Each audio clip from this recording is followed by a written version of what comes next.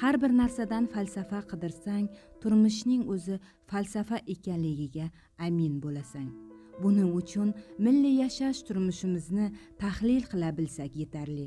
Nukus shahridagi amalga oshirilayotgan ishlarga nazar tashlasak, onaning tun yarmida chanqagan bolasiga suv olib kelishida mehribonlik belgisini ko'ramiz.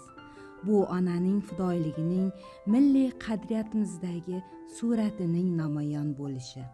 Bugun davlatimizning bosh dasturidagi inson qadri siyosati ham xuddi onaning farzandiga bo'lgan g'amxo'rligidek munosabatni mamlakatimizdagi amaliy chora-tadbirlardan topgandek bo'ldik.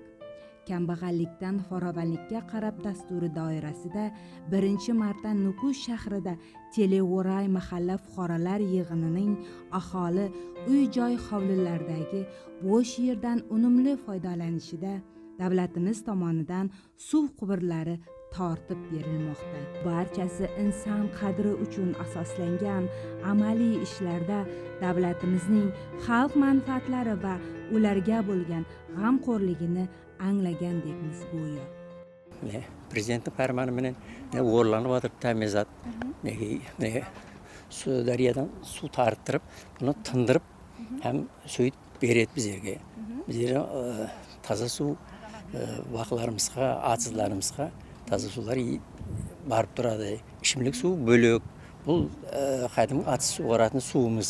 Qalpaqistonga mehri berib atgani belgili bo'lib turibdi. Mana suvlarimiz, yo'llarimiz salinib, bir ne'g'magan yo'llarimiz yaxshi bo'lib qoldi. Uylarga bora olmaydigan edik.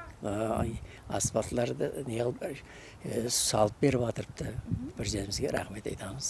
Bo'yicha Televoray mahallesinde bu 3-cü joybarlarning biri. Soның menен birgelikte bu жерде 4 kilometrden aslam su құбырлары, Aqaba su құбырлары орнатылмақта. Hem de бұл мың қожалықтың su менен тәминленуіне ерсіледі.